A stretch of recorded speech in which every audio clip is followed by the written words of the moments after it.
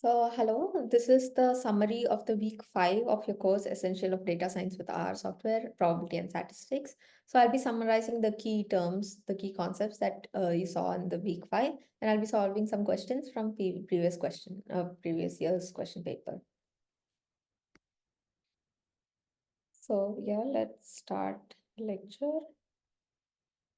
So yeah, in the previous classes, we saw about the expectation of a random variable x and its function g of x and how to calculate it.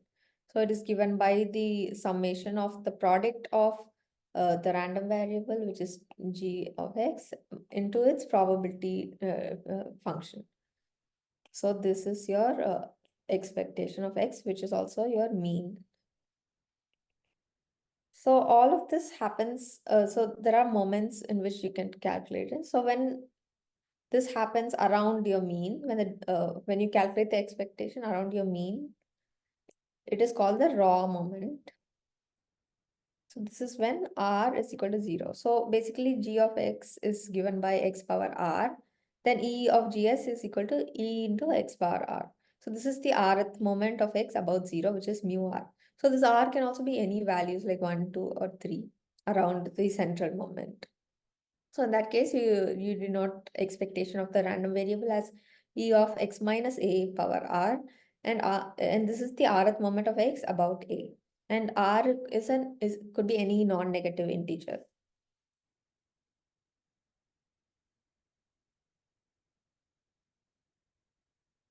Let me just adjust this.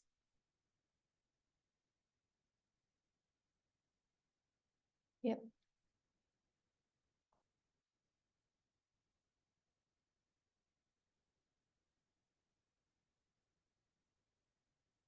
So yeah, we just saw about what raw moment is. And also when r is 0, so this is the equation by which you define mu. It's like 1 by n, I is equal to 1 to n, xi power r. It's a summation of all the values. So this is basically an average. It's an arithmetic mean. So, and when your r is equal to 0, the whole mean would be 1. So when you apply 0 here, so this is I is equal to 1. I don't know why there's a dollar sign here. So this is equal to. So when r is 0, it's just you have the summation of all your values minus a. So this would give you n. So n by n would be 1. So when your r is 0, mu 0 is equal to 1. Then when your r is equal to 1, mu 1 is equal to 0. Let me show you how we arrive at that. So when you have a distribution, you have positive and negative values. Minus 1, 0, 2, 1. So a summation of all this, minus 2 minus 1 plus 0 plus 1 plus 2, these gets cancelled out, and your x minus x bar becomes 0. So what is x bar? X bar is your sample mean. I don't know if I mentioned earlier, but population mean is given by mu and sample mean is given by x bar. So yeah, when you do this, x minus x bar becomes 0. So that's why your value here, when your r is equal to 1, your mu becomes 0. And then if r is equal to 2, your mu1 is the same as the variance. So your variance is the same as 1 by n summation of x minus x bar the whole square. R is equal to 2.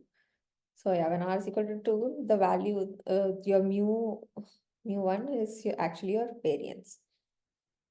And when your R is 2 or 3, it can help you calculate skewness of the distribution, and we'll talk about this later. And if R is 2 or 4, mu2 and mu4 help calculate kurtosis of the distribution. So skewness and kurtosis, it tells us about the distribution, like whether the distribution is towards a particular direction or about the flatness of a distribution. And yeah, it just summarizes the previous thing. We saw that variance is given by 1 by n summation x minus x bar the whole square. And it can also be written as e of x square minus e of x the whole square. So this is your variance. So these are some formulas that you should remember. And these are some other like terminologies that you should remember. Expectation of a constant is a constant, and expectation of ax, a constant multiplied by x, is a into that constant multiplied by expectancy of x, or it could be also written like this. And your variance of a constant is 0, and a variance of ax could be written as a square into variance of x. So, and also we saw that population mean is given by mu, sample mean is given by x bar. So this is 1 by n summation xi minus x the whole square. But when you do sample mean, it has to be 1 by n minus 1 summation of xi minus x the whole square. So now we come to skewness. So the relative positive of the tail determines the direction of the skewness. So when the distribution is concentrated around your mean, so when the distribution has a peak around your mean, it's called a normal distribution, which you can see here. The skewness is 0. So all the mean, median, and mode lie here at the same point. So that's a normal distribution. So a negative skew is when your peak is seen towards the right, like this. So a mode is wherever the peak of your curve is. And yeah, this is how a negatively skewed curve looks like. And a positively skewed curve is when your peak is towards the left. And it can be mathematically calculated using the formula, your mu3, which is like,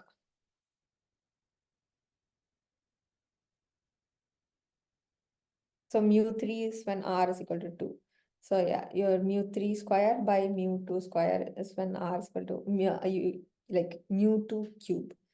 So beta is given by mu3 square by mu2 cube. So a square root of beta would give you gamma, and r can help you calculate gamma. And when you take a square root of gamma, you will get beta, the skew coefficient of skewness. So the next one is kurtosis. It tells us about the flatness of a curve. It has like 3 types: leptokurtic, mesokurtic, and platykurtic. So mesokurtic is when you have a normal distribution around the mu. This is a normal distribution. And platykurtic is when your distribution is flatter than your normal distribution. And leptokurtic is when your peak is higher than the normal distribution. So this also can be calculated with R. R calculates beta 2, which is the kurtosis coefficient. So mu n divided by mu 2, mu 2 square. So this gives you the value for kurtosis. And also there are quantiles. So you should not confuse between percentage and percentile. So 30 percentage is like 30 by 100.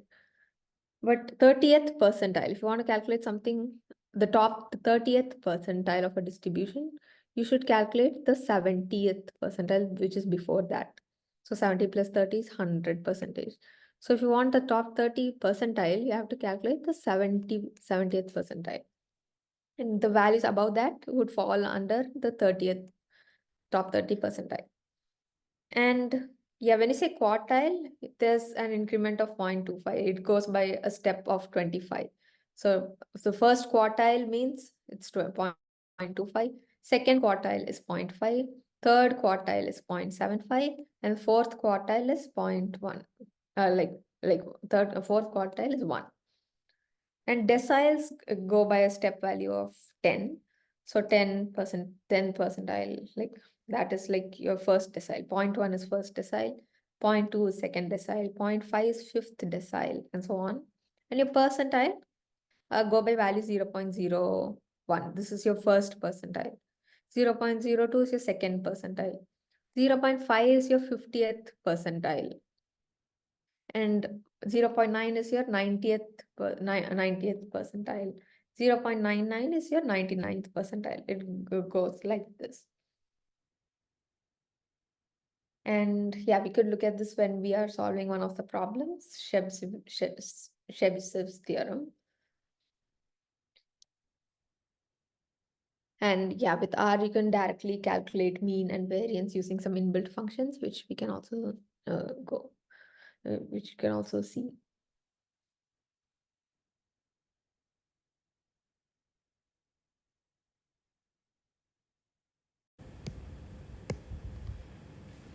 Yeah, so let's now try to solve problems from previous year's questions. So the first one is, let the continuous random variable x denote the voltage measured in electrical circuit in volts. So assume that the range x is between 0 to 20 volts, and assume that the probability density function, the PDF, is given by f of x is equal to 1 by 20 if the voltage ranges between 0 and 20, and 0 if otherwise. So they've asked us to compute the mean and the variance of 2x. So first of all, we know that mean is given by ex, it's the expectancy of x. And the variance is given by expectancy of x square minus expectancy of x the whole square. So let's now compute these. So first of all, the expectancy is given by minus infinity to infinity x into f of x dx. So this equation can be broken down depending on the ranges. So it could be minus infinity to 0, and here it is 0. So yeah, the f of x is equal to 0 if it's otherwise, if it's not within this range. So this one, the f of x for this would be 0. And plus 0 to 20 x into f of x dx. So here x is 1 by 20. So it would just be rewritten as 0 to 20 x into 1 by 20 dx. So the f of x here is 1 by 20. You keep the x as such. So you have 0 plus this equation plus you again have 20 to infinity. So even here the f of x is 0. So it's just x into 0 dx. So this also becomes 0. So just taking this term further, you have 1 by 20, you keep it as the constant outside the equation, and x, when you integrate x, it becomes x squared by 2, and the range is 0 to 20. So substituting these, you'll have 1 by 20 into 400 by 20. So it would be 20 squared by 2 minus 0 squared by 2. So 20 square is 400. So I'll have 400 by 2. So solving for this, you'll have e of x is equal to 10. So like 20 to 20 to 10. So e of x, the mean is 10. But you want to calculate the mean of 2x. So 2, like expectancy of 2x is equal to 2 into expectancy of x. So you have 2 into 10. So the mean is 20 here. And next, for variance, you need to compute. So variance is equal to e of expectancy of x square minus expectancy of x the whole square. So this one is 400 by 3. So how do you get this? So you have so 4 into 100 by 3 by. So now how you get e of x square? So e of x square could be computed as like 0 to 20 x square f of x dx. So this would be 1 by 20. So when you integrate x square, it becomes x cubed by 3, 0 to 20. Now substituting 20 in place of x, you have x cubed. So 20 into 20 into 20 divided by 20 into 3. Now these get cancelled out. So 20 you get 400 by 3. So e of x square is equal to 400 by 3 minus e power x the whole square. So we just calculated that e power x is equal to 10. So 10 square would be 100. So this gives you 400 by 3 minus 100. So this would be 400 minus 300 by 3 is equal to 100 by 3. So this gives you the variance is equal to 100 by 3. So the variance, and then, but you need to calculate the variance of 2x. So variance of x is equal to like 2 into the mean, 2 into E expectancy of X. So now you need to calculate expectancy of 2x. So it would be 2 into expectancy of x. So expectancy of x is 10. So 2 into 2, 4. So sorry. So it will be 4 into 100 by 3. So you just have to do 2 into this variance that you just calculated. Sorry, 2 into, like you have to do 4 into the value you calculated. So it would be 4 into 100 by 3 is equal to 400 by 3. So that's the variance of 2x. That answers this question here. So next we have to like derive at the equation here. So the question is, let the continuous random variable x denote the voltage measured in electrical circuit volts. Assume that the probability density function of x is f of x is equal to lambda expectancy of minus lambda x if the voltage is x is between the range 0 to infinity and 0 otherwise. So we know that the mean expectancy of x is equal to x f of x dx. So here by applying that we get 0 to infinity x into the f of x is lambda e power minus lambda x dx. So when you see an equation of this sort, this is of the format integral of u dv by dx of dx. So you apply this. So when you do this, it has to be uv minus integral of v du by dx dx. So solving for this here, 0 to infinity x lambda e power minus lambda x dx. So the u here is this term and the v here is this. So when you apply that, uv would be x into minus e power of minus lambda x of the range 0 to infinity minus integral of 0 to infinity minus e power of lambda x dx. So this term here becomes 0 when you apply these values to x. So the first term becomes 0 and the second term becomes 0 to infinity e power minus lambda x dx. So when you have e power minus kx, your answer would be just 1 by k when you integrate that. So this term becomes 1 by lambda. So your mean expectancy of x is equal to 1 by lambda.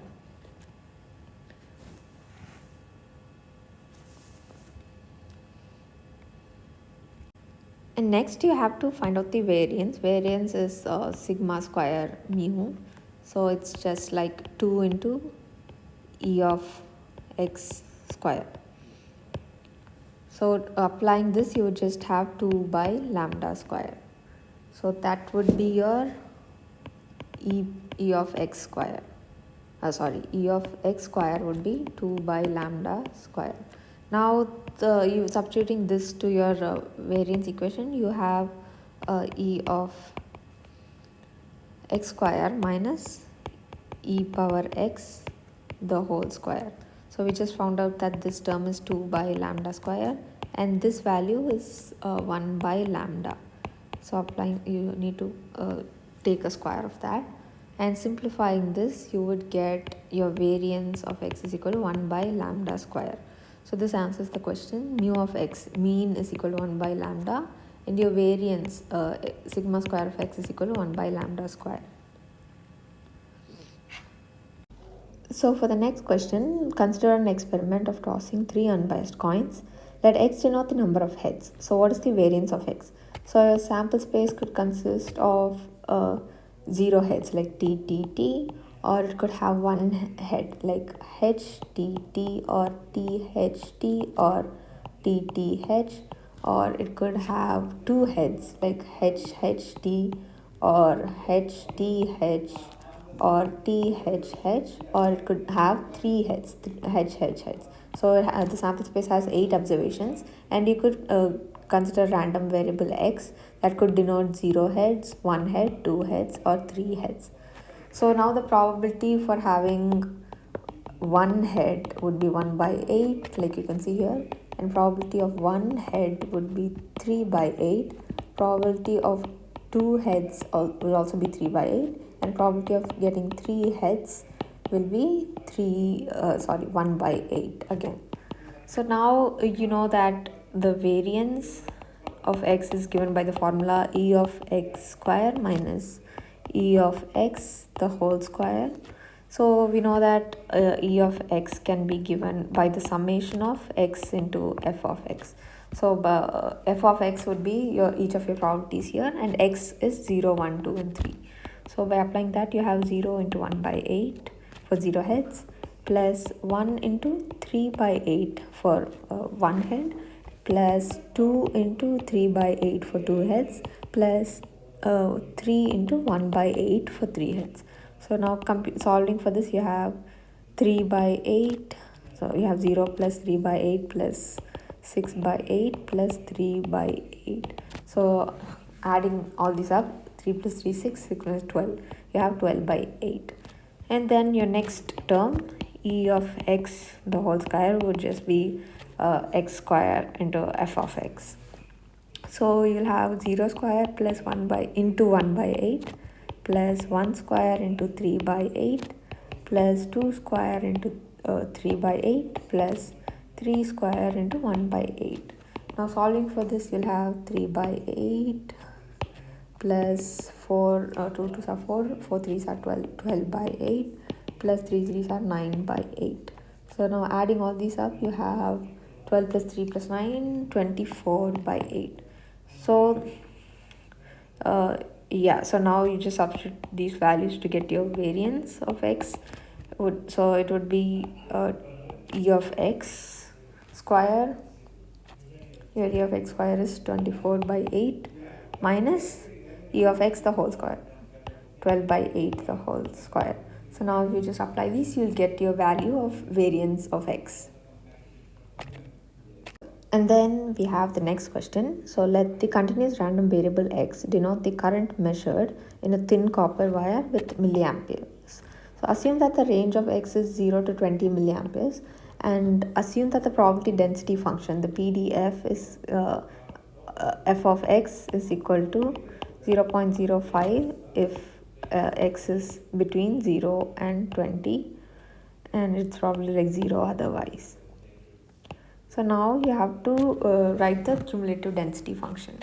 So yeah, when you just plot it, you have minus infinity to infinity and something like 0 to 20. So you have so the area of this region would be 1, and yeah, this is 0.05. This is your f of x, so this is your PDF. Now you can define your CDF by breaking this into parts. So you have 0 if x is between minus infinity to 0, and 0.05 if x is between 0 and 20, and 1 if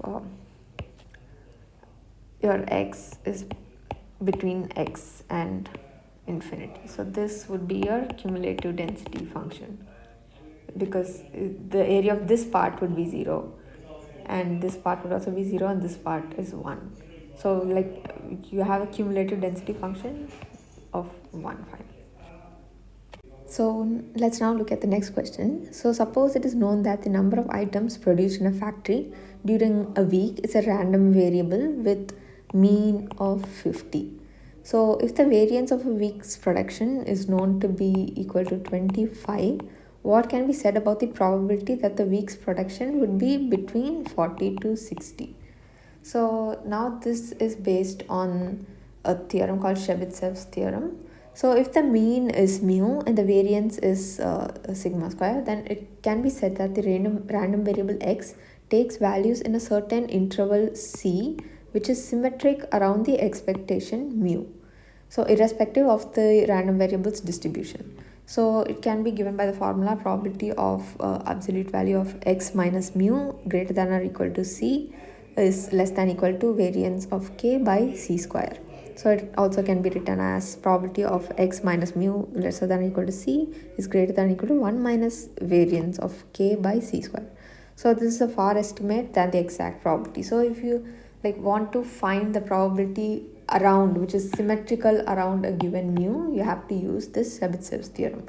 So like looking at this question, you have your mean at 50 and you need to find the probability around 40 and 60. It is symmetrical because 50 minus 40 is 10 and 60 minus 50 is also 10. So your C is 10 over here.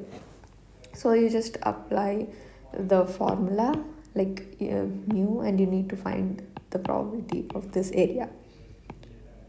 So you apply the formula that we just saw, absolute value of x minus mu less than equal to c is greater than equal to 1 minus variance divided by c square. So this equation now becomes x minus mu is 50. Now we just saw that c is 10, so less than 10. So you compute this, you will have 1 minus the variance is already 25, which is given in the question, and c is 10, so c square is equal to 100. 10 square, so it's 100. So you have 100 minus 25 by 100. So now this becomes 75 by 100. So it's 75% or probability of 0.75. So the probability about the probability ability that the week's production would be 40 to 60 is 75%. So that answers this question. Now the next question is, a fair die is rolled 100 times. So let xi denote the outcome in the ith roll of the dice. So compute the variance of x1 plus x2 plus x3 until x 100. So yeah, whenever you roll a dice, you can get your sample space would be either 1, 2, 3, 4, 5, 6, and the probability for each of these events is 1 by 6. So now you just conduct the experiment 100 times. So now you need to compute the variance. So the variance of xi is e of xi square minus e of xi the whole square.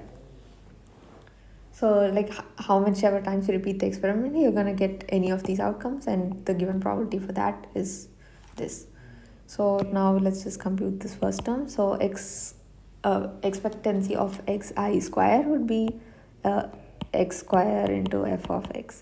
So it would just be 1 square into 1 by 6 plus 2 square into 1 by 6 plus 3 square into 1 by 6 plus 4 square into 1 by 6 plus 5 square into 1 by 6 plus 6 square into 1 by 6.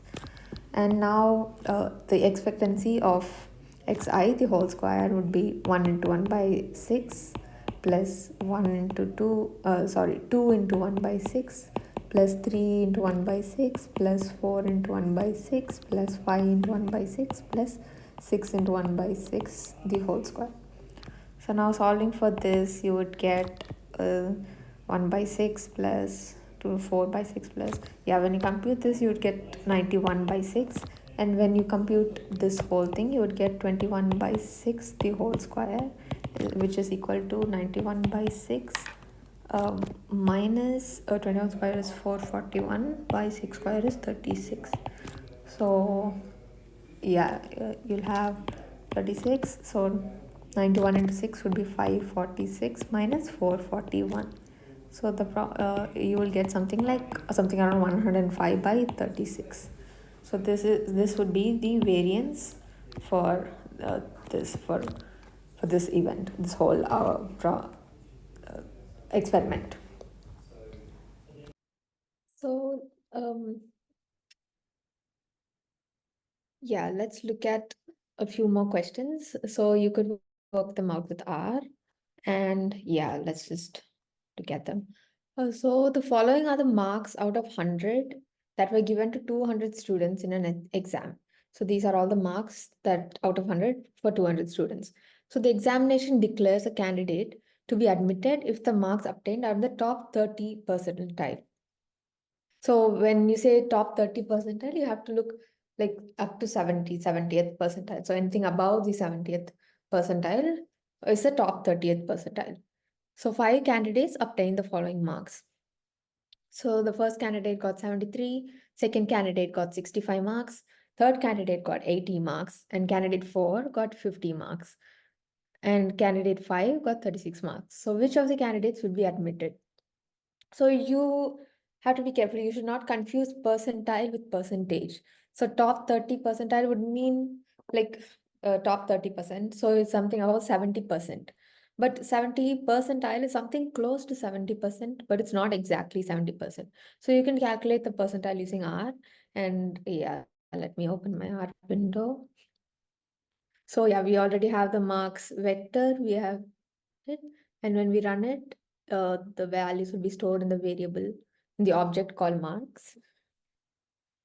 And to calculate the percentiles and the quantiles, you have to install the package called moments, which doesn't come with the base package. So you install this package, you run install.packages moments. Your package will be installed. And then you load the library moments. So now you need to calculate the top 30th, like top 30 percentile. So you have to calculate the 70th percentile. So you do it by using this command. You write quantile, it's an inbuilt function. So quantile and your object, which is marks, and the probability is 70th percentile. So you run this and you get 70.62. So the 70th percentile, so the top 30 percentile would be the students who have scored above 70.62 marks. So when you go back to the question, student 1 has got 73, which is above 70.62. So candidate 1 qualifies. Candidate 2 is below that mark. Candidate 3 also qualifies because it scored 80. Candidate 4 and 5 do not qualify. So the answer to this question is candidate 1 and 3 will be admitted. So now the next one is the time taken to reach a temperature of 50 degrees Celsius in a set of 100 wires of different materials is obtained, and the data is stored in the vector temp time. So this is the vector. You just paste this in R and save it into this object. And you need to calculate the second and third central moment of the data react time. So yeah, let's see how to do that. So you define the object temp time. You have stored it. So you have to calculate the second and third central moment. So you can do that by using all moments and your object. So order max, you can just set it to 4 because we want to know the second and third central moment. And so central here would be true. You want to calculate the moment around the central moment. So this is what you should run. And when you run that, you get these values over here that you can see. This is your first central moment, second central moment, third. Oh, sorry, this is your 0th central moment. This is your first, this is your second, this is your third, and this is your fourth. So the question they've asked second and third central moment. So 0, 1, and 2. So second would be 7.08 into like e power 1, and then your third moment would be 7.46. So yeah, this is the answer to the question, 7.08 and 7.46. So again, the next question deals with the same vector, but here you have to find the second and fourth raw moment. So you don't calculate it around the central moment. You need to calculate the raw moment. So the only difference now would be in this command that you used, you specify false for central. So now let's run this. You get 4 moments. So this is 0th, 1st, 2nd, 3rd, and 4th raw moments.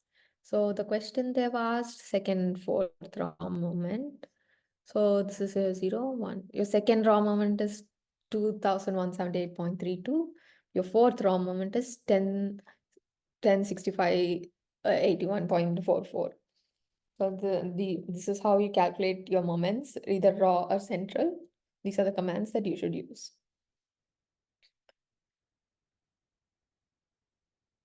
So now, the time taken to reach the temperature of 50 degrees Celsius in a set of 100 wires of different materials is upside and stored in temp time. It's again the same data frame. So now you have to calculate the coefficient of skewness moment of this data. So skewness is your beta value.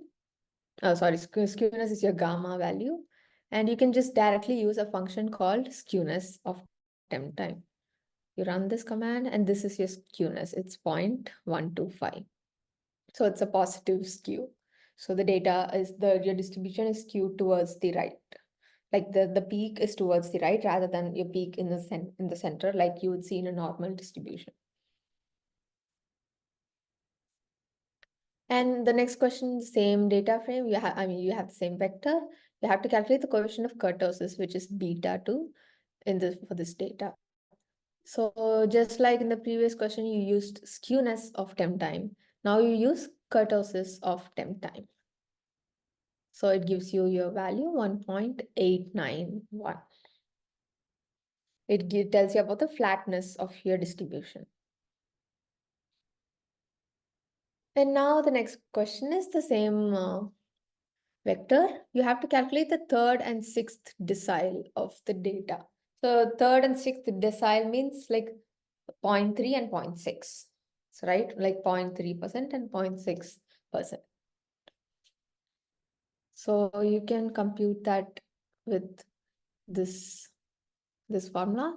Like earlier in the first question, you calculated the students who would qualify for the top 30th percentile. You use probability of like 0.7.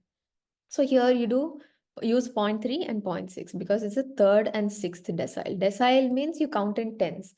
Like first decile is 10%, second decile is 20, third is 30, and fourth 40, and so on. So you do 0.3 and 0.6.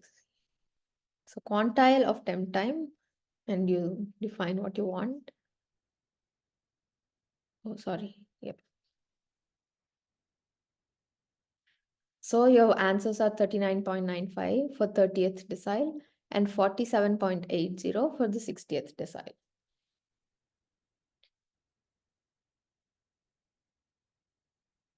So now, which of the following can be outcome of the command RDUNIF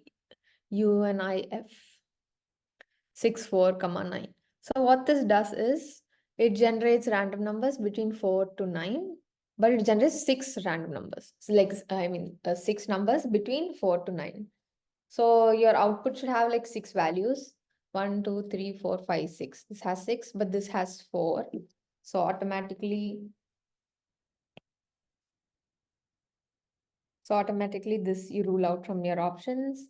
And then this one has more than 6. It has 1, 2, 3, 4, 5, 6, 7, 8, 9 values. So this is also not your answer. This has 1, 2, 3, 4, 5, 6. This also has 6. This also has 6. But you have a value of 1. You are just generating numbers between 4 to 9. You're not generating below 4. So this is also not your answer. So this would be your answer. Numbers between 4 to 9 have 6 values. So running this command would give you that output.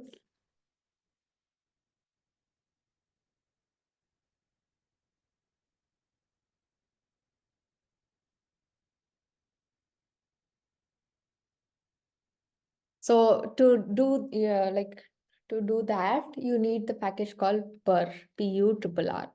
So again, we install packages. I have to restart R. No, I don't want to restart.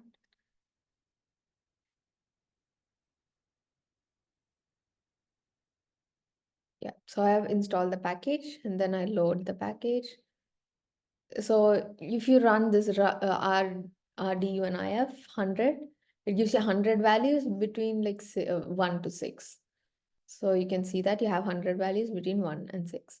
So our question was six values between six six values between 4 and 9. So yeah, you can get like something like this, and when you run it again, you get something like this. It's just a random combination of numbers. So that's how you do it.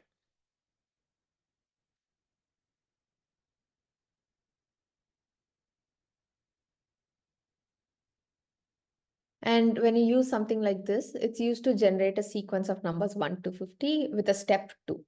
This is your lower limit, this is your upper limit, and this is your step. So it would be 1 plus 2. So 1, 3, 5, 7, 9 till 50.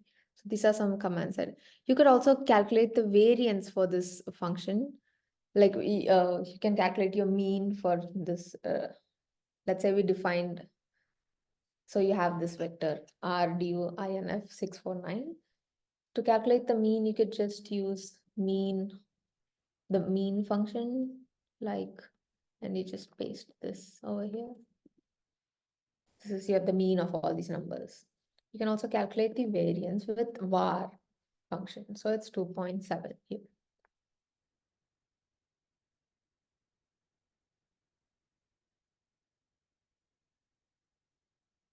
Yep. So all of your questions would be something like this. So this is your, uh, let me just go back.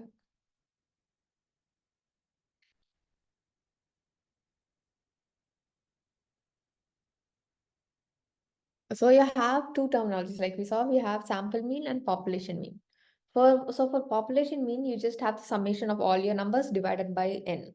So by n. But when you want to calculate the sample mean, it has to be the summation divided by n minus 1, right?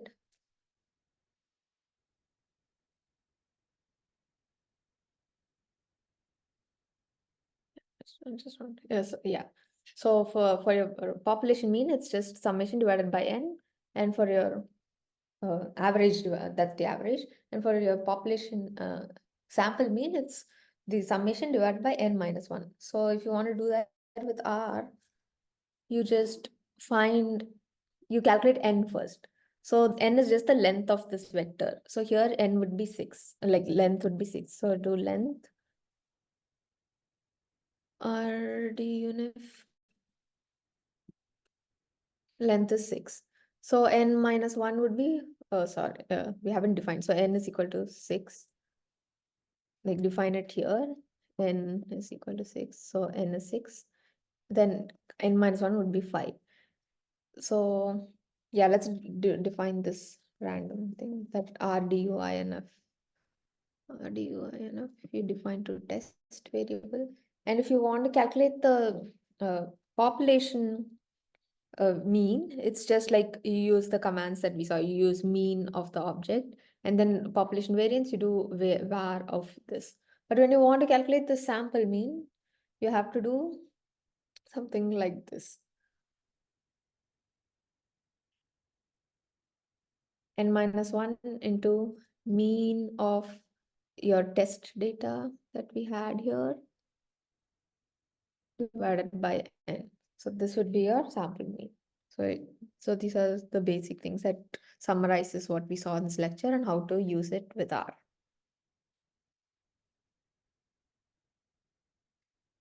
Yep, and that's all for this problem solving session.